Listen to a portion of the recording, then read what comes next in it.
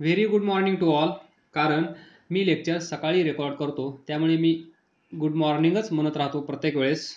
जर तुम्ही संध्याकाळी लेक्चर पाहत असाल तर नो प्रॉब्लेम, तुमच्यासाठी गुड इव्हिनिंग. तर पहा, या लेक्चरमध्ये आपण काय पाहणार आहोत? Relation between pressure P and kinetic energy. Before this अभ्यास करताय ना? अभ्यास करायलाच पाहिजे, त्याच्याशिवाय दुसरा ऑप्शन अवेलेबल नाहीये. तर पहा, relation between pressure P and kinetic energy के. छोटासा टॉपिक आहे हा, 10 ते 15 मिनिट लागतील. तर पहा, pressure P, that is pressure P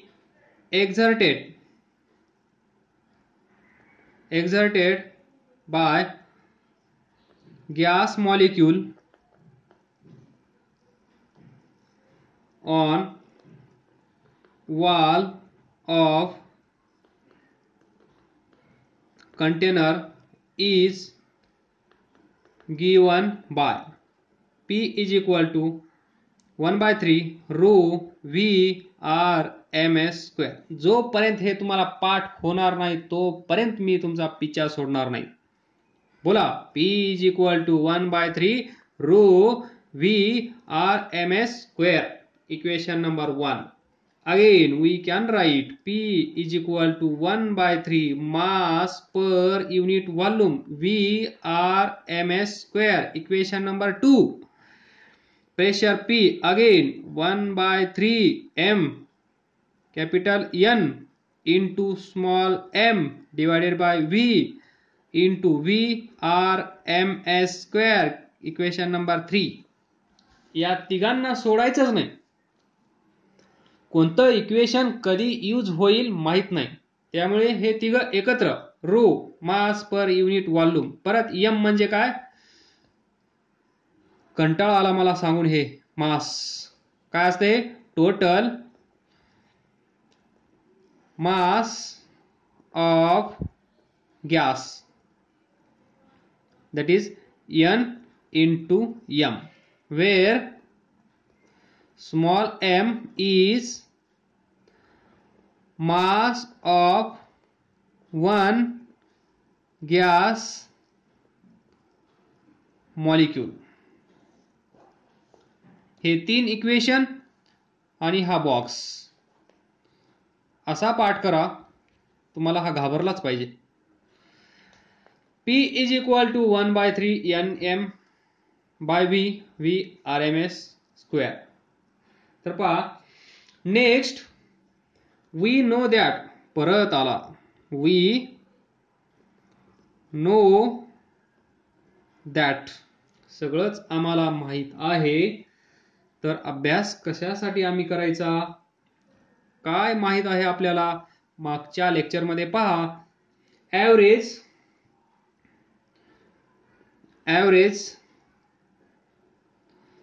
total kinetic energy of all gas molecules. पहा, ऑल वर्ड यूज केला आहे. ऑल वर्ड म्हणजे capital M. One gas molecule म्हणजे स्मॉल m. लिहा इथे, ऑल वर्ड म्हणजे capital M and one gas molecule म्हणजे small m.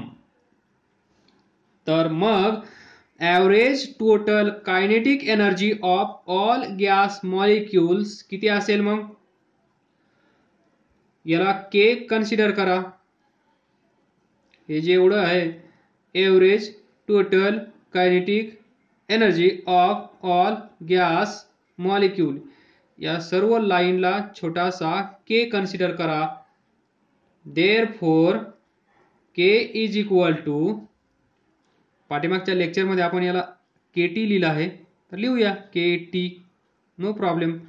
KT is equal to 1/2 M V RMS square. पहा, capital M all gas molecules, all gas molecules. तर थोडीशी magic करा तुम्ही इथे. 1/2 m by v Vrms square into volume. काय फरक पडेल? हा व्हॉल्यूम कॅन्सल होईल. परत मला जे माझं इक्वेशन होतं तेच इक्वेशन भेटेल. 1/2 m v square. No problem. Adjustment. हे इक्वेशन थोडंसं कॉम्प्रोमाइज करत आहे. v मध्ये आणल्यामुळे चालून जाईल, त्याला काही प्रॉब्लेम नाही. तर इथे पहा काय पाहायचं आहे आपल्याला. 1/2. तर हे इक्वेशन या इक्वेशन सारखं बनवण्याचा प्रयत्न आपल्याला करायचा आहे. KT. त्यामुळेच आपल्याला relation between pressure and kinetic energy हे करता येईल. तर बा हा V इकडे घेऊन या. KT divided by V. 1/2 m by v mass, total mass of gas divided by volume, mass per unit volume. काय असतं हे? डेन्सिटी. मास पर युनिट व्हॉल्यूम. तर इथे लिहा मग डेन्सिटी Vrms स्क्वेअर. तर पहा थोडंसं वरच्यासारखं बनत आहे. इक्वेशन नंबर 1 पहा. इक्वेशन नंबर 1 काय आहे? 1/3 रो Vrms स्क्वेअर. 1/2 आहे इथे रो Vrms स्क्वेअर. ही टर्म मॅच होत आहे. इक्वेशन नंबर 1 सोबत ही टर्म मॅच होत आहे. आपण 2 सोबत मॅच करू शकतो, 3 सोबत मॅच करू शकतो, काहीच प्रॉब्लेम नाही. बस इथे m ची व्हॅल्यू ही ठेवा n इंटू m. तर लगेच तुम्हाला याच्यासोबत मॅच करायला भेटेल n इंटू m. काही प्रॉब्लेम नाही. पण ही तिन्ही इक्वेशन एकच आहेत. या 3 इक्वेशन पैकी कुठलंही इक्वेशन कन्सिडर करा, काहीच प्रॉब्लेम नाही. हे छोटं आहे, हे लवकर आलं आहे, म्हणून आपण इथेच थांबूया. तर पहा kinetic energy, average total kinetic energy of all gas molecules KT. This KT per unit volume. पहा या साईडला V डिवाइड करत आहे, म्हणजेच याला आपण काय म्हणू शकतो?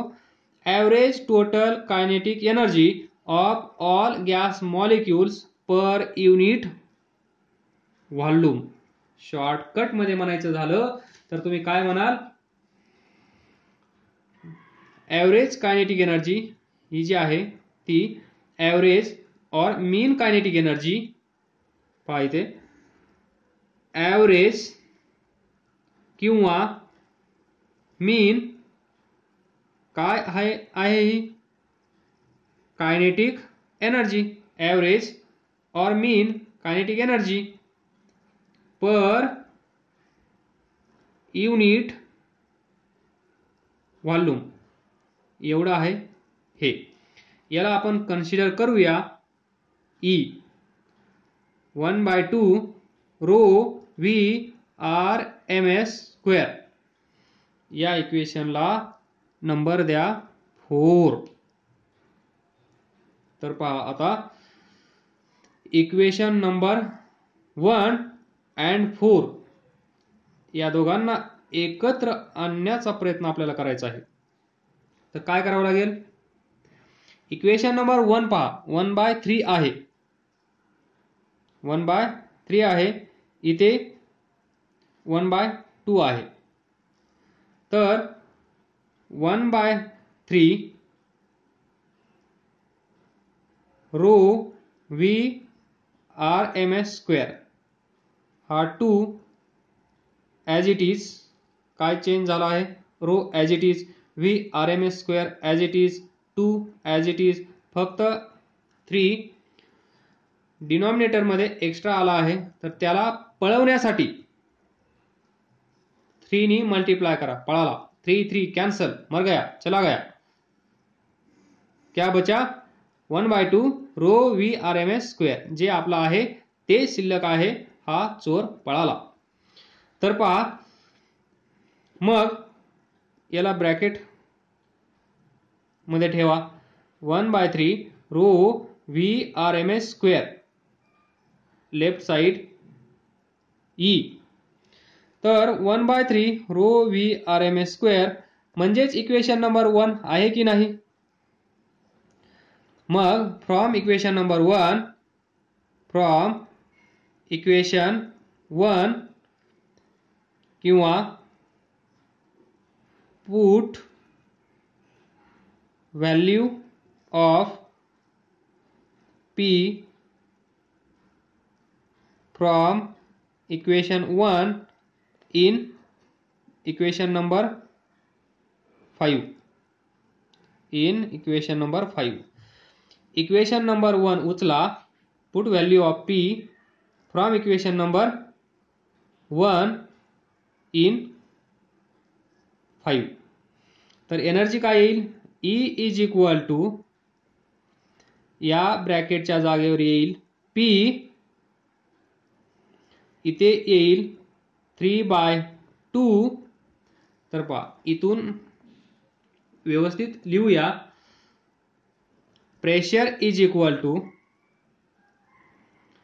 2/3 हा इकडे गेला इंटू ई.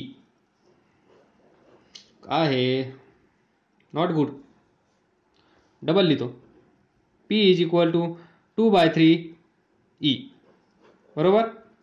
तर पहा याचा अर्थ का पहा. What is this P? Pressure exerted by gas molecule. तुम्ही लिहा, मी लिहित नाहीये.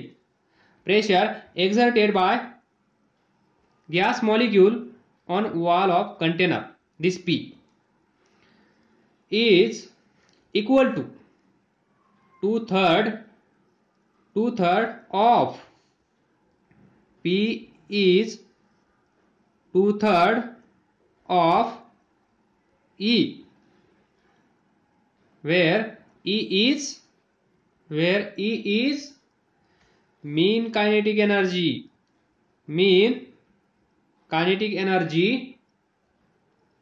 of translation per unit volume. इथे पहा, ॲव्हरेज और mean kinetic energy per unit volume म्हणजेच KT डिवायडेड बाय V, त्यालाच आपण E कन्सिडर केलं. तो E म्हणजे हा E. तर P is equal to 2/3 into E. This is the relation between pressure P and kinetic energy E. तर तुम्ही याला K लिहू शकता, पण K लिहिल्यानंतर तुम्ही त्या K ला डिवाइड असणारा V विसरून जाल. इथे लिहा E is equal to KT divided by V. This energy is kinetic energy per unit volume. थोडक्यात KT म्हणजे कायनेटिक एनर्जी, T म्हणजे टोटल. तर total kinetic energy per unit volume, that is E. आणि हा E म्हणजे हा E, आणि हा E म्हणजे kinetic energy, and this P म्हणजे प्रेशर. या दोघांचं रिलेशन. तर इथे थोडंसं लक्ष द्या. मीन फ्री पाथ वरचा सम घेतला नव्हता. तर पहा, obtain the mean free path, I think दुसरं लेक्चर.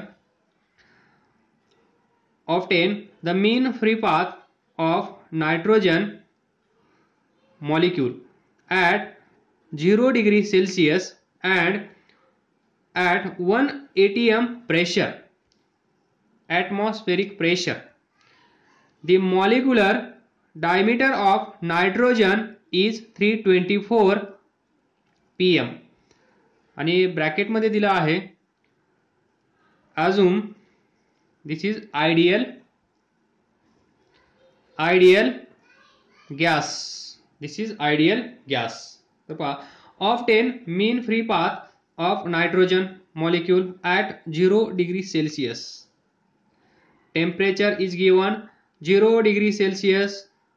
याला कन्वर्ट करा डिग्री केल्विन किती येईल T is equal to 273 kelvin सर्वांना माहित असेल अशी आशा करतो आणि पुढे जातो and 1 atm pressure 1 atmospheric pressure is also given that is 1 atm याला पण कन्वर्ट करा न्यूटन पर मीटर स्क्वेअर तर pressure is equal to 1 into 10⁵ newton per metre square approximately otherwise इथे असेल 1.01 इथे आपण 1 घेऊया नो प्रॉब्लेम एक्झाम मध्ये तुम्ही बरोबर घ्या दी molecular diameter of nitrogen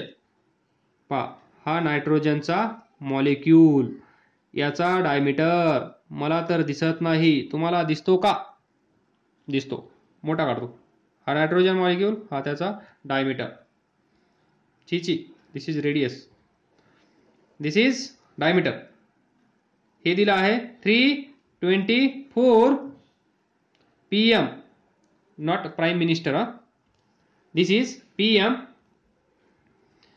means picometre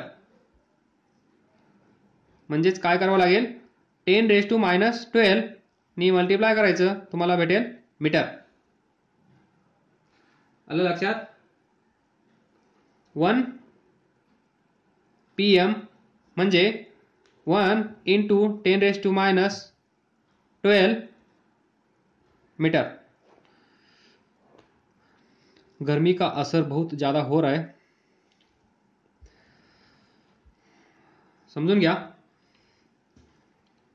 भेटला आपल्याला diameter D is equal to 324 pm not prime minister it is picometre so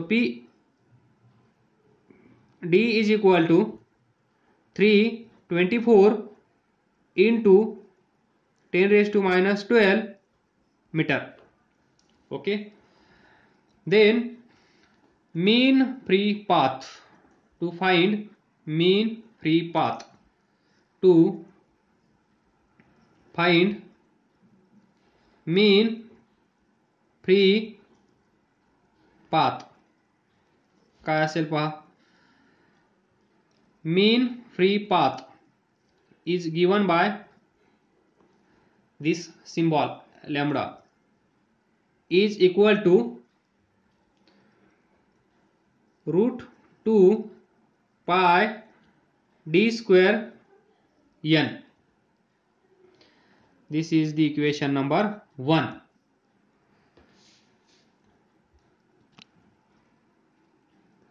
See here √2 no problem, pi no problem, d diameter of nitrogen molecule is given 324 picometer.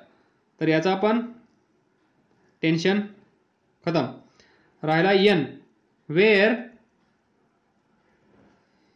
n is question mark because n is what जा त्या lecture मध्ये पहा what is n असे कसे तुम्ही number of molecules per unit volume that is n is equal to v by number of molecules n by v म्हणजे या equation मध्ये जो n आहे तो n म्हणजे काय नंबर ऑफ मॉलिक्युल्स नायट्रोजनचे डिवाइडेड बाय व्हॉल्यूम त्याला आपण म्हणतो n तर इथे पहा then lambda is equal to 1/√2 pi d square n n म्हणजे दिस N/V. तर हा V वर जाईल किंवा त्याला तसंच ठेवा. त्यांनी सांगितलं आहे नायट्रोजन मॉलिक्यूल म्हणजेच हा आयडियल गॅस आहे असं कन्सिडर करा. जर नायट्रोजन मॉलिक्यूल आयडियल गॅस असेल तर we know that PV is equal to NKBT, ideal gas equation.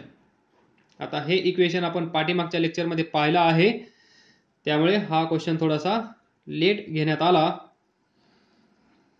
PV is equal to NKBT. तर पहा इथून N/V तुम्हाला हे सर्व माहीत आहे, फक्त तुम्हाला N/V that is small n माहीत नाहीये, तर आपण हा n फाइंड करण्याचा प्रयत्न करत आहोत. हा गॅस आयडियल गॅस असल्यामुळे आपण आयडियल गॅस इक्वेशन यूज करू शकतो आणि ideal gas equation PV is equal to NKBT. तर या इक्वेशन मधून पहा N/V हे पाहिजे आपल्याला. N/V is equal to N is equal to काय येईल, N इथे आहे, हा V इकडे गेला, म्हणजेच KBT इकडे आले पाहिजेत. तर P डिवायडेड बाय KBT. हा फॉर्म पण आपण घेतला आहे. जर कोण सिरियसली अभ्यास करत असेल तर त्याला या सर्व गोष्टीची गरज नाहीये. P/KBT. तर ही value N/V number of molecules per unit volume that is small n is equal to this. हे उचला आणि या ब्रॅकेटला कट पेस्ट करा, याला गायब करा, याला तिथे ठेवा. तर लॅम्बडा इज इक्वल टू 1/√2 पाय d². पहा काय येईल, इथे P असेल, हा KBT वर जाईल, KBT. तर व्यवस्थित लिहा 1/2 KBT पाय d² P. तर आता पहा KB बोल्ट्झमन कॉन्स्टंट माहीत आहे, T टेम्परेचर माहीत आहे, पाय नो प्रॉब्लेम, D डायमीटर माहीत आहे, P प्रेशर ॲटमॉस्फेरिक प्रेशर माहीत आहे, म्हणजे हा प्रॉब्लेम आता सॉल्व होऊ शकतो. So lambda is equal to KB किती असतो 1.38 10⁻⁻23, टेम्परेचर 273, 0 डिग्री सेल्सिअस दिला आहे, त्याला आपण कन्वर्ट केला आहे डिग्री केल्विन, त्यामुळे 273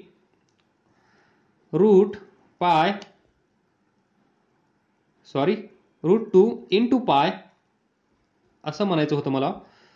d² किती आहे 324 इंटू 10⁻12 याचा स्क्वेअर इंटू प्रेशर किती आहे 1 इंटू 10⁵. येईल सोडवता आहे, सोडवा, आन्सर लिहून ठेवा. 0.8 इंटू 10⁻7 मीटर. हे सोडवलं तर 10 मिनिटांनी व्हिडिओ वाढेल म्हणून. तर सोडवा. हे नाही आलं तर प्लीज कॉन्टॅक्ट करा, क्लिअर करून घ्या त्याच दिवशी, डाऊट पेंडिंग ठेवू नका. अँड दस हे लेक्चर कन्क्लूड करत आहोत. अभ्यास करत राहा, पुढे जात राहा. All the best.